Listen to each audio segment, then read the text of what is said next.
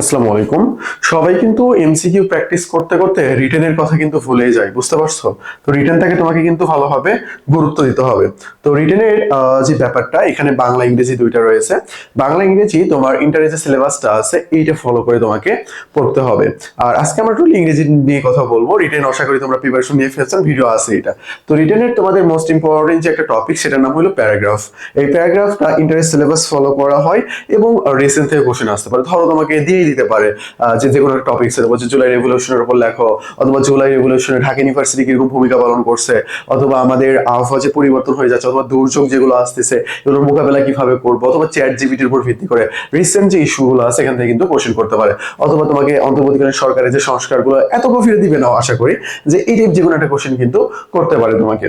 ওকে, তো দেখো এখানে লিস্ট দেওয়া আছে। তুমি কি করবা, আমাদের চ্যানেলটা সাবস্ক্রাইব করবা। সাবস্ক্রাইব করে আমাদের এই যে নাম্বারটা, সেই নাম্বারে নক দিয়ে বলবো যে ভাইয়া আপনি প্যারাগ্রাফ গিফট করতে চাইছিলেন।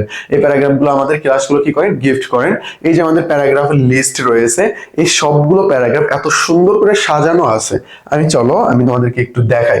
এই যে দেখো, নেলসন ম্যান্ডেলা এরকম করে সুন্দর করে, মার্টিন লুথার কিং জুনিয়র, তারপরে তোমার হায়ার এডুকেশন, তারপরে দ্য ক্রাফট অফ বাংলাদেশ, তারপরে এখানে দেখো একটা বিষয় তোমরা খেয়াল করবা।